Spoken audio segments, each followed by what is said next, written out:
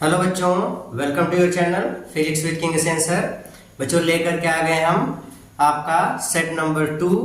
आज सेट 2 और कौन से सेट 2 का पेपर कोड क्या है 824 ई के इस वाले पेपर को आज हम लोग सॉल्व करेंगे केवल फिजिक्स वाले पार्ट को।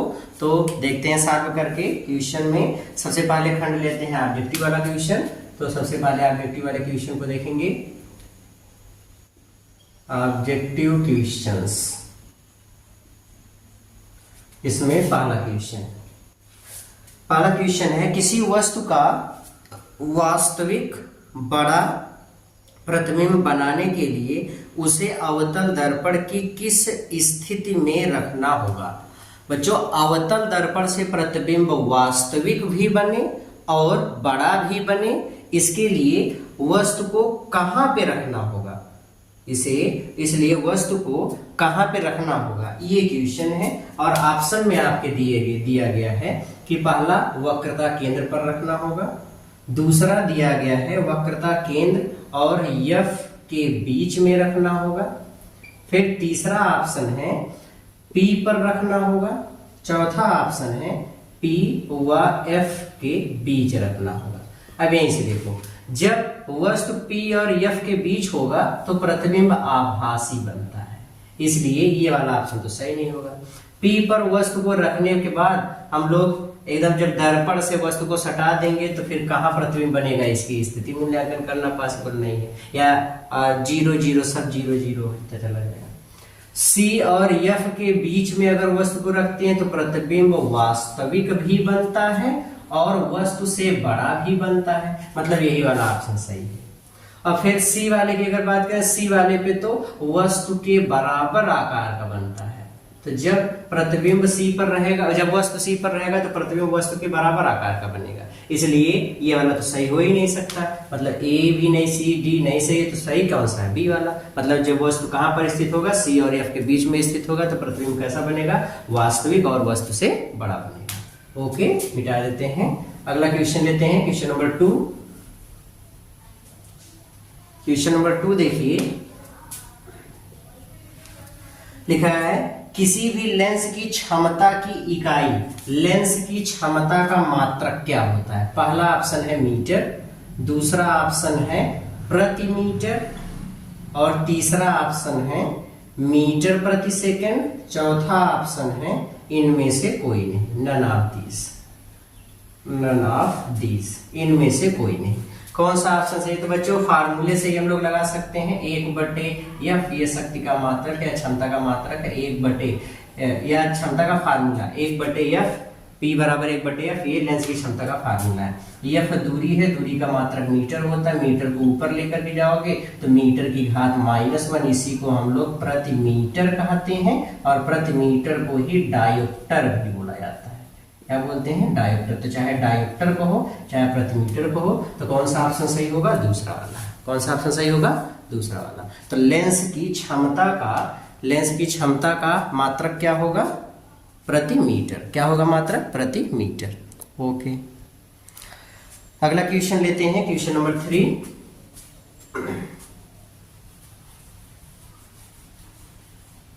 क्वेश्चन नंबर 3 देखिए, क्वेश्चन नंबर 3 है बच्चों, लिखा है एक श्वेत प्रकाश किरण जब किसी त्रिकोणीय प्रिज्म से गुजरती है तो उसके रंगों में अलग अलग विक्षेपण होता है। सही बात है, अगर श्वेत प्रकाश किरण जाती है तो 7 रंगों में टूटती है, सबका विचलन अलग अलग होता है। अलग अलग विक्षेपण मतलब अलग अलग विचलन होता है। सबसे अधिक विचलन किस रंग का होता है, तो सबसे कम चाल बैंगनी रंग की होती है, इसलिए बैंगनी रंग का अपवर्तनांक सबसे अधिक होता है, मतलब सबसे ज्यादा अपवर्तित होती है। अपवर्तनांक सबसे अधिक होने का मतलब ये है कि इसका विचलन सबसे अधिक होता है। तो सर्वाधिक विचलन किसका होता है, बैंगनी रंग का। किसका होगा, बैंगनी रंग का। तो बैंगनी रंग वाला ऑप्शन सही है। ऑप्शन लाल, पीला, हरा, बैंगनी, तो बैंगनी वाला सही है। लाल रंग का अपवर्तनांक सबसे कम और उसका अपवर्तनांक सबसे कम होता है, इसलिए उसका विचलन भी सबसे कम होता है। बैंगनी रंग का अपवर्तनांक सबसे अधिक होता है, इसलिए इसका विचलन भी सबसे अधिक होता है। तो ये दोनों के बीच डिफरेंस है। ओके, अगला क्वेश्चन लेते हैं, क्वेश्चन नंबर 3।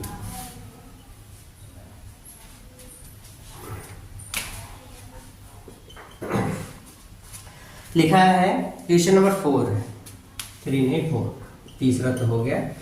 क्वेश्चन नंबर 4 है सूर्य श्वेताब्ध प्रतीत कब होता है? ऑप्शन है सूर्योदय के काफी पूर्व, सूर्य के उगने से सबसे बहुत काफी पूर्व एकदम सफेद दिखाई देता है सूर्य। सूर्योदय एवं सूर्यास्त के समय, तो सूर्योदय और सूर्यास्त के समय तो लाल दिखाई देता है, ये भी सही नहीं है। दोपहर के समय यही सही है, सूर्यास्त के काफी बाद नहीं, ये भी गलत है। लिखा है सूर्य श्वेताब्ध, सूर्य का रंग एकदम श्वेत कब दिखाई देता है? तो आंसर है दोपहर के समय। रीजन क्या है? क्योंकि सूर्य हमारे एकदम सर के ऊपर लगभग आ जाता है, जिससे हमसे सूर्य के बीच की दूरी घट जाती है, तो ज्यादा से ज्यादा प्रकाश की किरणें हमारे यहाँ तक पहुंच जाती हैं। सब प्रकाश किरणों का प्रकीर्णन नहीं हो पाता, बिखर नहीं पाती, इसलिए ज्यादा से ज्यादा प्रकाश की किरणें आएंगी तो सब प्रकाश किरणों का हमको कॉम्बिनेशन दिखेगा, और उसी कॉम्बिनेशन के कारण ही हमको श्वेत प्रकाश रंग या श्वेत रंग का वो दिखता है। अदरवाइज सुबह और शाम के समय, मतलब सूर्यास्त और सूर्योदय के समय, दोनों स्थितियों में सूर्य क्षितिज पर होता है, जिसके कारण सभी प्रकाश रंग तो रास्ते में बिखर जाते हैं, प्रकीर्णित हो जाते हैं, खाली लाल रंग पहुंचता है, इसलिए हमको लाल दिखाई देता है। तो प्रकीर्णन के कारण सूर्यास्त और सूर्योदय के समय लाल रंग दिखाई देता है, लेकिन दोपहर के समय सभी रंग आग पे पहुंच जाते हैं, इसलिए हमको पीला दिखाई देता है। तो कौन सा ऑप्शन सही होगा? दोपहर वाला। क्वेश्चन नंबर 5 है किसी विद्युत चालक का प्रतिरोध निम्न में से किस बात पर निर्भर नहीं करता? किस बात पर निर्भर नहीं करता? चालक का प्रतिरोध किस पर डिपेंड नहीं करता? पहला है चालक की लंबाई पर, तो इस पर डिपेंड करता है बच्चों, R is directly proportional to L होता है, तो चालक की लंबाई पर प्रतिरोध निर्भर करता है, मतलब ये वाला ऑप्शन गलत है। फिर लिखा है चालक के पदार्थ के घनत्व पर, पदार्थ पर डिपेंड करता है, R is directly proportional to rho पर भी डिपेंड करता है, ये वाला भी ऑप्शन गलत हो गया। अनुप्रस्थ काट, अनुप्रस्थ काट मतलब क्षेत्रफल पर भी डिपेंड करता है, तो किस पर नहीं डिपेंड करता? चालक के आकार पे, यही सही है। आकार पर प्रतिरोध नहीं डिपेंड करता, क्यों नहीं? क्योंकि अब लंबा हो, सीधा हो, अब एक तार है उसको हम वृत्त के रूप में मोड़ दे, प्रतिरोध उतने रहेगा, सीधा कर दे, प्रतिरोध उतना रहेगा, स्प्रिंग के रूप में लपेट दे, प्रतिरोध उतने रहेगा। तो आकार चाहे जैसा हो, उसके आकार पर प्रतिरोध का मान निर्भर नहीं करता। ओके, अब लेते हैं क्वेश्चन नंबर कौन सा? 6वां। क्वेश्चन नंबर 6 है कब 4 विद्युत चालकों का समायोजन बनाने पर उनका परिणामी प्रतिरोध न्यूनतम होगा?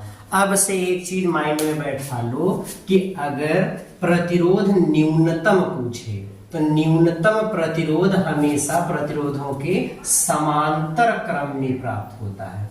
समांतर क्रम संयोजन से प्रतिरोध न्यूनतम प्राप्त होता है, और अधिकतम अगर कहा दिया जाए तो इसका उल्टा, उसमें हम प्रतिरोधों को श्रेणी क्रम संयोजित बनाते हैं, श्रेणी क्रम संयोजन। तो श्रेणी क्रम संयोजन में प्रतिरोध अधिकतम प्राप्त होता है, समांतर क्रम संयोजन में प्रतिरोध न्यूनतम प्राप्त होता है। इसलिए कौन सा ऑप्शन सही होगा कि प्रतिरोधों को, अगर 4 प्रतिरोध हैं, 4 चालक है, उनको संयोजित करके उनका प्रतिरोध न्यूनतम हो तो किस क्रम में जोड़ना चाहिए? तो आंसर सभी को श्रेणी क्रम, समांतर क्रम में जोड़ना चाहिए। न्यूनतम कहा है तो सबको किस क्रम में जोड़ना चाहिए?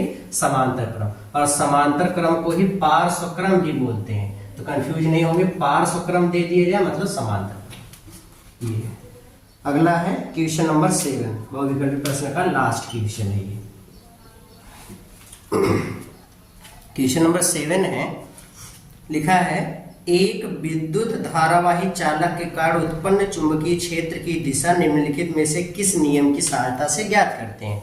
चुंबकीय क्षेत्र की दिशा किस नियम से ज्ञात करते हैं? पहला है फ्लेमिंग के दाएं हाथ के नियम से, दाएं हाथ का नियम, इससे ज्ञात करते हैं। दूसरा है फ्लेमिंग के बाएं हाथ के नियम से, ये है। तीसरा है दाहिने हाथ के अंगूठे के नियम से, दाहिने हाथ के अंगूठे के नियम से। और चौथा है ओम के नियम से, ओम के नियम से। अब यहाँ पे अगर देखें तो ओम के नियम से तो हम डायरेक्शन ज्ञात ही नहीं करते, तो रॉन्ग ऑप्शन। फ्लेमिंग के दाएं हाथ के नियम से हम प्रेरित धारा की दिशा ज्ञात करते हैं। किसकी दिशा? प्रेरित धारा की दिशा। तो इससे भी चुंबकीय क्षेत्र नहीं मिला, ये भी गलत हो गया। फ्लेमिंग के बाएं हाथ के नियम से हम बल की दिशा ज्ञात करते हैं, तो ये फोर्स की डायरेक्शन बताता है, मतलब ये भी नहीं है। तो बचा क्या, दाहिने हाथ के अंगूठे का नियम। तो कौन सा ऑप्शन सही होगा, दाहिने हाथ के अंगूठे का नियम। दाहिने हाथ के अंगूठे के नियम से हम लोग क्या ज्ञात कर लेते हैं, तो आंसर है चुंबकीय क्षेत्र की दिशा ज्ञात कर लेते हैं। ओके, मिटा दें आप। ओके, इस तरीके से बच्चों अभी तक हम लोग ऑब्जेक्टिव क्वेश्चन सॉल्व कर रहे थे। अब हम लोग लेते हैं डिस्क्रिप्टिव क्वेश्चंस को। दूसरे वाले खंड में वर्णनात्मक प्रश्न, अभी ये वाला सेट देखते हैं। इसमें पहला वाला क्वेश्चन लेते हैं। पहला क्वेश्चन है, एक मोटर बाइक पर पीछे से आ रहे किसी अन्य वाहन को देखने के लिए 2 मीटर वक्रता त्रिज्या का एक उत्तल दर्पण लगा है। R बराबर 2 मीटर है, तो F की वैल्यू 1 मीटर होगी। उत्तल दर्पण है, इसलिए उत्तल दर्पण के लिए R और F दोनों धनात्मक होते हैं, इसलिए दोनों प्लस में रहेंगे। बाइक के पीछे से आ रहे वाहन जिसकी मोटर बाइक से किसी समय 4 मीटर की दूरी है, मतलब U की वैल्यू कितनी है, 4 मीटर। U निगेटिव होता है, इसलिए माइनस में। गणना करके बताइए उसका प्रतिबिंब कितनी दूरी पर और कहाँ दिखेगा। तो V की वैल्यू हमको फाइंड करना है, रे डायग्राम भी बनाना है। तो सबसे पहले V की वैल्यू फाइंड कर लें। दर्पण सूत्र लगा दो, 1/f बराबर 1/u प्लस 1/v। तो यहाँ से V निकालना, तो 1/v बराबर 1/f माइनस 1/u।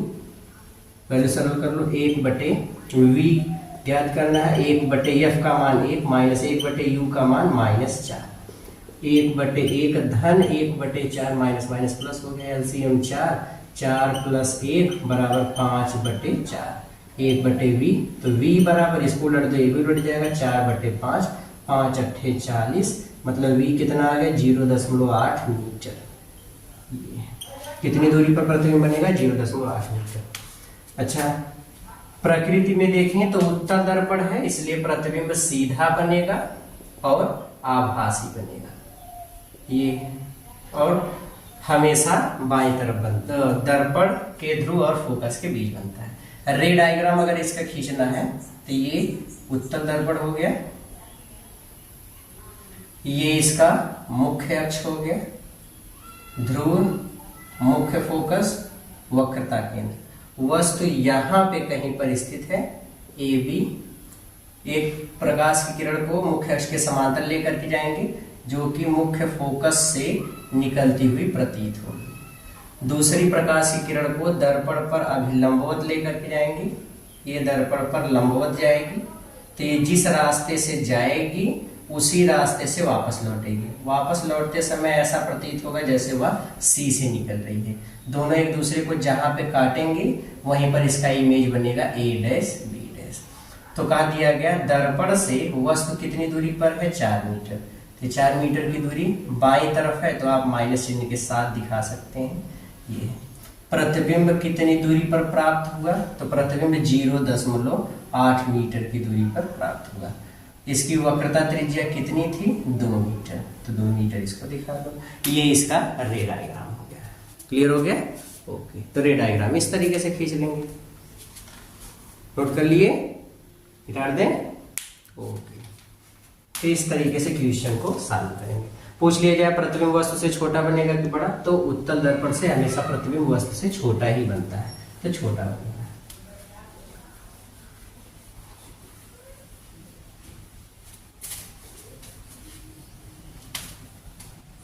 अगला क्वेश्चन देखते हैं, क्वेश्चन नंबर 2। निकट दृष्टि दोष से पीड़ित एक व्यक्ति अधिक से अधिक 100 मीटर की दूरी तक ही देख सकता है। मतलब ये हुआ कि अगर हमको देखना है, अगर वस्तु को देखना है तो वस्तु अधिक से अधिक 100 मीटर की दूरी तक ही देख सकता है।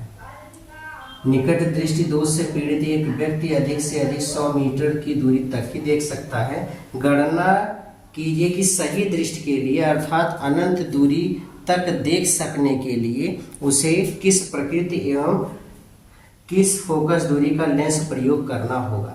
वो जो 100 मीटर की दूरी तक तो वो देख सकता, मतलब अगर प्रतिबिंब 100 मीटर की दूरी तक बनेगा तो वह आराम से देख ले जाएगा। अब लिखा है कि उसे अनंत दूरी तक देखने के लिए किस प्रकृति एवं किस, लेकिन एक मिनट ये याद रखो कि स्वस्थ नेत्र के लिए दूर बिंदु मतलब इमेज की पोजीशन अनंत, मतलब प्रतिबिंब अनंत पर प्राप्त हो, और वस्तु कहाँ पर है 100 सेंटीमीटर या 100 मीटर की दूरी पर, ये है। अब पूछ लिया गया कि किस फोकस दूरी का लेंस प्रयुक्त करना होगा, किरण आरेख बनाइए। तो किरण आरेख से पहले हम लोग फोकस दूरी निकाल लें। तो लेंस फार्मूला 1/f बराबर 1/v माइनस 1/u। इसमें आपको साइन कन्वेंशन नहीं यूज करना होता। 1/f बराबर 1/v की वैल्यू अनंत माइनस 1/u की वैल्यू 100 मीटर। तो 1/f बराबर ये 0, ये हो गया 1/100।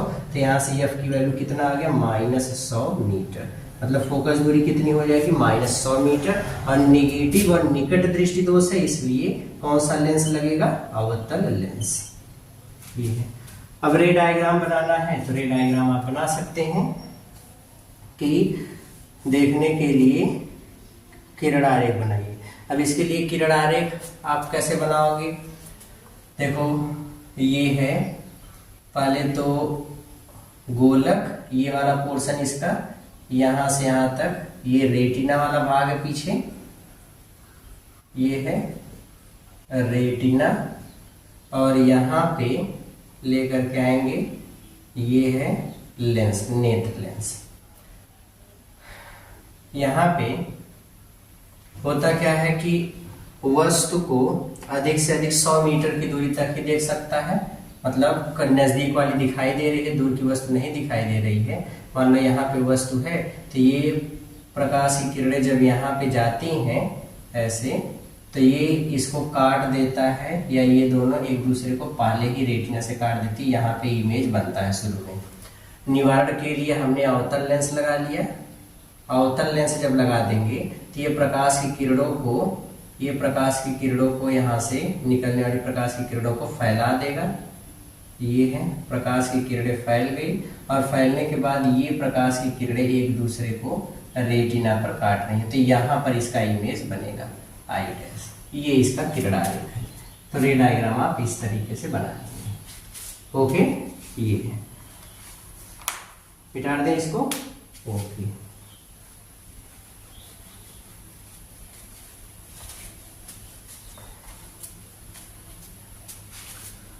अगला क्वेश्चन लिखा, ओम का नियम क्या है, इसकी व्याख्या संबंधित विद्युत परिपथ बनाकर कीजिए। यह भी बताइए कि एक चालक का प्रतिरोध किन किन बातों पर निर्भर करता है।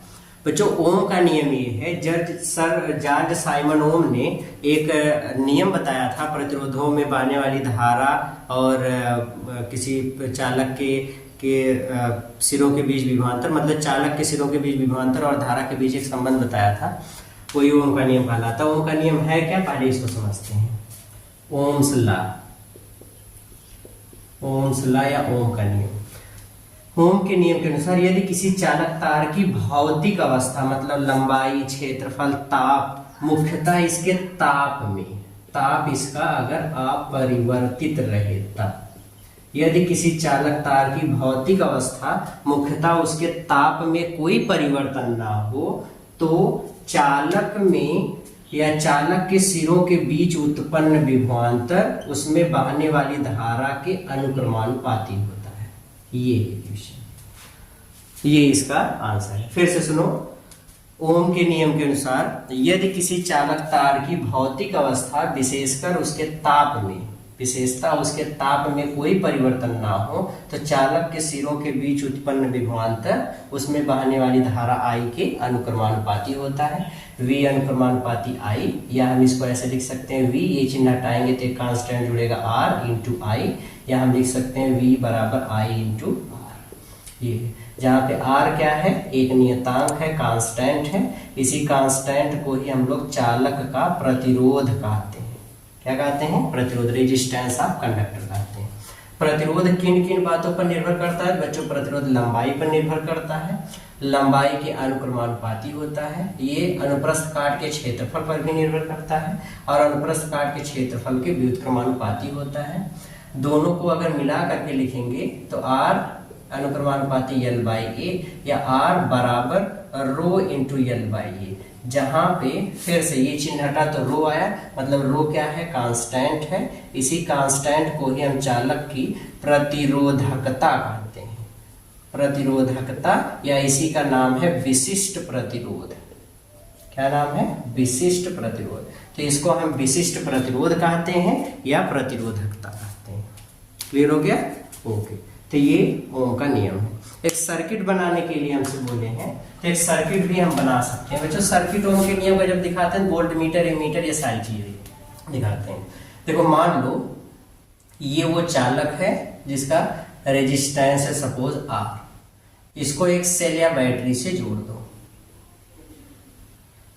ये है प्लस टर्मिनल, माइनस टर्मिनल, यहाँ पे एक स्विच लगा दो, कुंजी, प्लग, ऑन ऑफ करने के लिए, स्विच ऑन स्विच ऑफ, और इसको जोड़ दो इससे। प्लस वाले टर्मिनल से हमेशा धारा निकलेगी और करंट नापने के लिए हम लोग एमीटर लगाते हैं। एमीटर को इस चालक के प्रतिरोध के साथ श्रेणी क्रम में जोड़ते हैं और प्लस से माइनस इसको ऐसे जोड़ा जाता है। तो ये हमने जोड़ दिया यहाँ पे एक एमीटर, जिसके सिरों के बीच का विभवांतर नापना, जैसे प्रतिरोध के सिरों के बीच का विभवांतर नापना है, तो इसके विभवांतर को नापने के लिए वोल्ट मीटर जोड़ देते हैं। ये बच्चों, वोल्ट मीटर से हम लोग विभवांतर नापते हैं, तो विभवांतर नापने के लिए वोल्ट मीटर को प्रतिरोध के साथ समांतर क्रम में जोड़ते हैं और ए मीटर को प्रतिरोध के साथ श्रेणी क्रम में जोड़ते हैं। तो ये बैटरी या सेल के साथ श्रेणी क्रम में और ये समांतर क्रम में जुड़ा रहेगा। इसको हम लोग बोलते हैं ए मीटर, जो कि धारा नापता है, और इसको हम बोलते हैं वोल्ट मीटर। और इस तरीके से करंट इसमें जाएगी। करंट ऊपर की तरफ नहीं जाएगी, करंट को इधर नहीं दिखाएंगे ऐसे वोल्ट मीटर में। रीजन ये है क्योंकि इसका प्रतिरोध बहुत ज्यादा होता है। वोल्ट मीटर का प्रतिरोध बहुत अधिक होने के कारण करंट इधर नहीं जाती, सब करंट इससे होकर के आती है। खाली वोल्टेज नापने के लिए प्रयुक्त किया जाता है। यहाँ वोल्ट मीटर में जो धारा जाती भी है वो बहुत ही अति सूक्ष्म होती है, बहुत ही माइन्यूट करंट होती है। तो इस तरीके से हम लोग इसका सर्किट बना लेंगे। ओके, फिर इसके बाद विद्युत मोटर वगैरह है जो कि हमारे सिलेबस में नहीं है, और इसके विषय में बस इतना ही था। तो आज का ये वाला सेट इस तरीके से खत्म होता है। मिलते हैं थर्ड वाले सेट में। खूब अच्छे से न्यूमेरिकल वगैरह लगाते रहिए, मेहनत करते रहिए, जल्द ही मिलेंगे। तब तक मेहनत करते रहिए। All the very very very best.